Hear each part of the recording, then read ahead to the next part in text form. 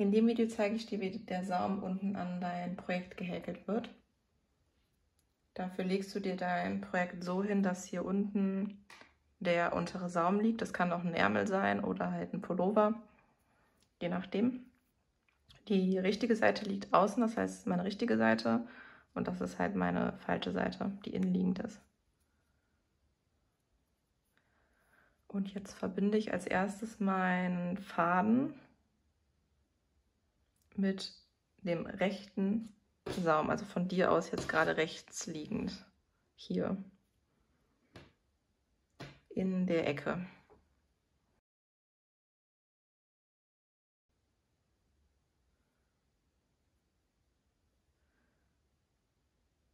So. Nun schlage ich Maschen an, je nachdem wie lang dein Saum werden soll. Bei mir sind das jetzt 25 Maschen, nicht zu eng häkeln.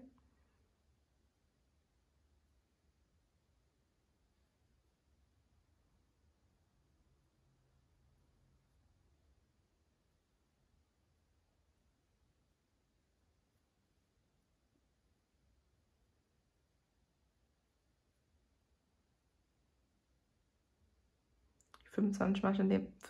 Masche in dem Fall ist auch eine Wendemasche. Und nun arbeiten wir immer abwechselnd Kettmaschen und halbe Stäbchen Kettmaschen, immer ins hintere Maschenglied.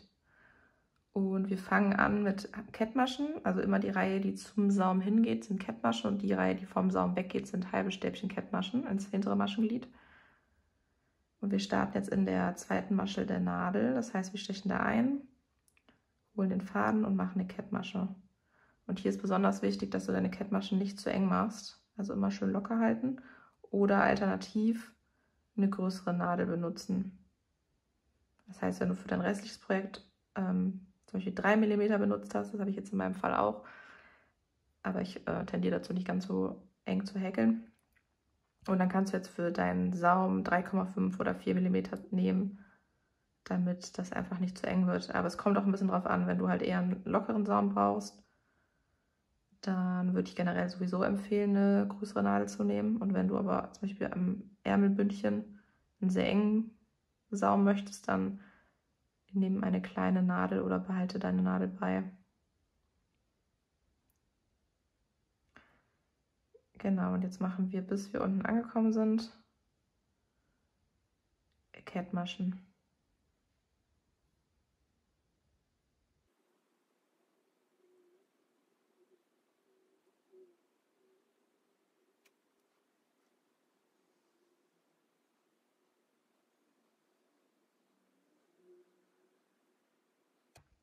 So, jetzt bist du ganz unten angekommen und hast die letzte Masche reingearbeitet.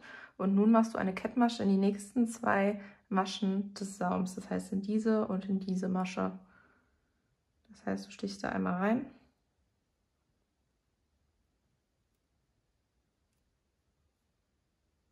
Und machst eine Kettmasche. Und ebenso in die nächste Masche.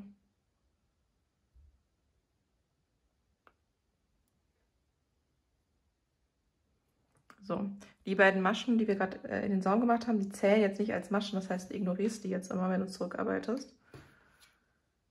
Das heißt, du wendest einmal, ignorierst diese beiden Maschen und nun arbeiten wir halbe Stäbchen Kettenmaschen in das hintere Maschenglied. Das heißt, du schlägst einmal deine Nadel um, den Faden um die Nadel, ignorierst diese beiden Maschen und gehst dann in diese dritte Masche, quasi in die erste Masche der Reihe, so die letzte Masche, die du in der Reihe gearbeitet hast, und stichst dort ein. Und jetzt ist es wichtig, wie du siehst, dass es nicht zu eng gehäkelt wurden, die Kettmaschen, und machst deine halbe Stäbchen Kettmasche. Das heißt, jetzt holst deinen Faden, also wickelst den Faden rum, stichst hier ins hintere Maschenglied ein. Jetzt bewahrheitet sich, was ich gesagt habe. Ich habe nämlich teilweise auch ein bisschen zu eng gehäkelt. Stichst dort ins hintere Maschenglied, holst den Faden und machst deine halbe Stäbchen Kettmasche.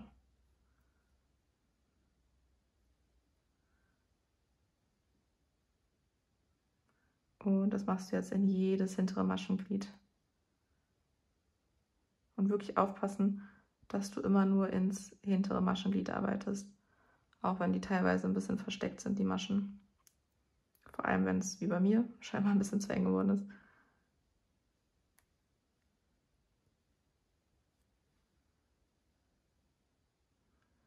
Und dann treffen wir uns am Ende nochmal kurz wieder.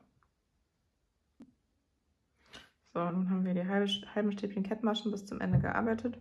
Und zurück arbeiten wir jetzt wieder in normalen Kettmaschen, auch ins hintere Maschenglied. Zu wenden einmal eine Luftmasche.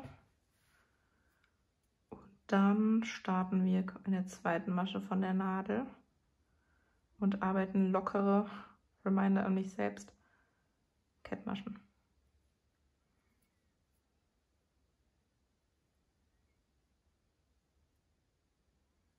Immer in das hintere Maschenglied.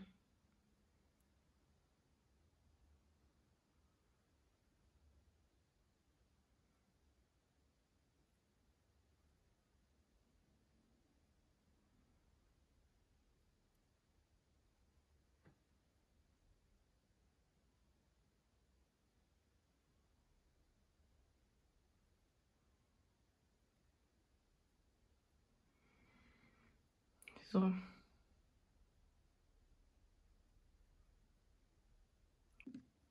So, jetzt sind wir wieder hier unten angekommen und hier nochmal als Erinnerung wirklich jede Masche mitzunehmen und auch immer nur ins hintere Maschenglied. Die Masche jetzt hier zum Beispiel kurz vor Ende, also die letzte Masche, super versteckt. Das ist die da. Und da stehst du natürlich auch rein und machst eine Kettmasche. Und dann wieder wie gewohnt in die nächsten beiden Maschen eine Kettmasche arbeiten. Und in halben Stäbchen Kettmaschen zurückarbeiten.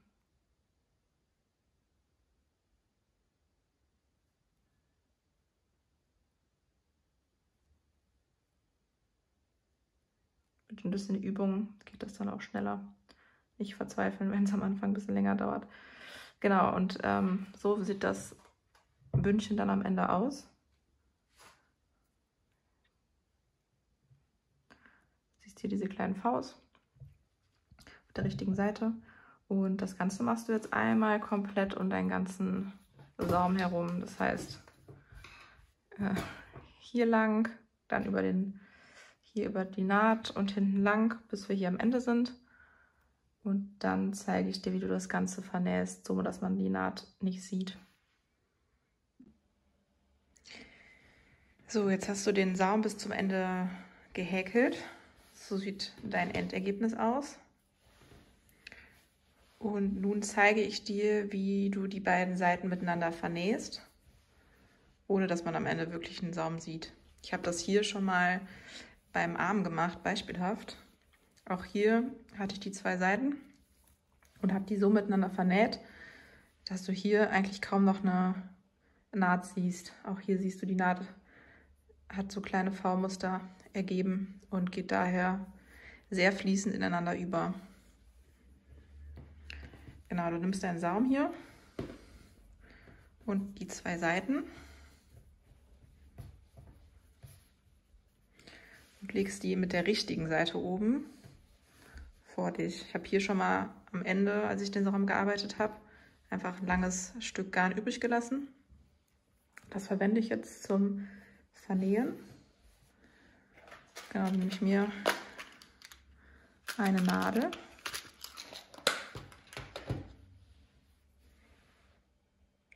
Und ziehe meinen Saum durch die Nadel. Beziehungsweise nicht meinen Saum, meinen Faden durch die Nadel. So. Und nun arbeite ich immer auf dieser Seite hier durch den unteren Teil des Vs. Ich hole das mal was ran. Du hast hier ja immer die Vs. Und dann gehst du hier mit der Nadel drunter und arbeitest unter dieser horizontalen Linie lang. Das heißt, hier der komplette Teil wird auch übersprungen und hier in dieser ersten sichtbaren V-Linie, V-Reihe, arbeitest du. Und auf der anderen Seite eigentlich das Gleiche. Hier hast du auch deine erste V-Linie, erste V-Reihe. Und auch hier arbeitest du mit deiner Nadel drunter, so dass du unter die horizontalen Linien stichst. Musst du so ein bisschen locker mit deiner Nadel. Genau, hier so.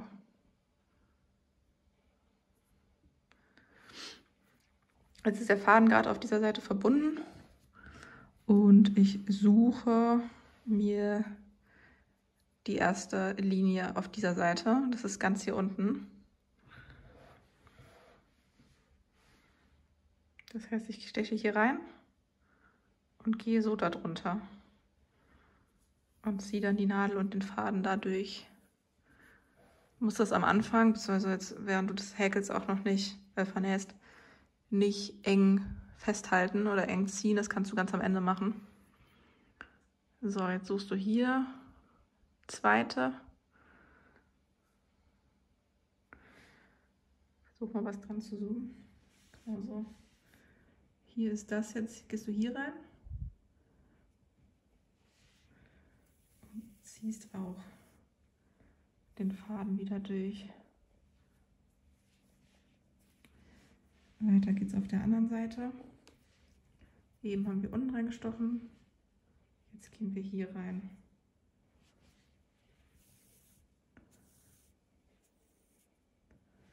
Und in die nächste Seite. Hier unter das V und so durch. Und nochmal auf der anderen Seite. Hier sind wir eben rausgekommen. Das heißt, wir stechen da jetzt rein. Und gehen dann so darunter und kommen da wieder raus. So sieht das Ganze jetzt während des Vernähens aus. Wie ich eben meinte, ich würde es noch nicht zu fest ziehen, dann sieht man die Naht nicht so richtig. Du kannst es ganz am Ende, wenn du einmal oben angekommen bist, einmal festziehen und dann siehst du, wie sie es schließt. Genau, jetzt arbeiten wir das einmal bis nach ganz oben. Und da treffen wir uns dann nochmal wieder.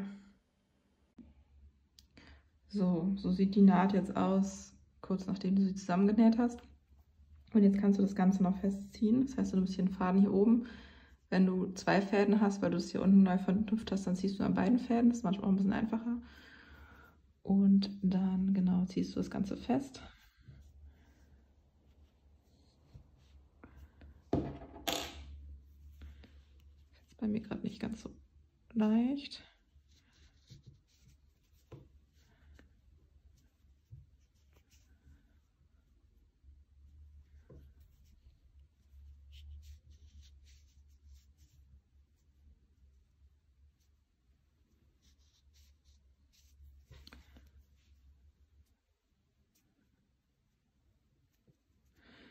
Also wenn du es zu stramm gezogen hast, kannst du es auch wieder ein bisschen lockerer ziehen.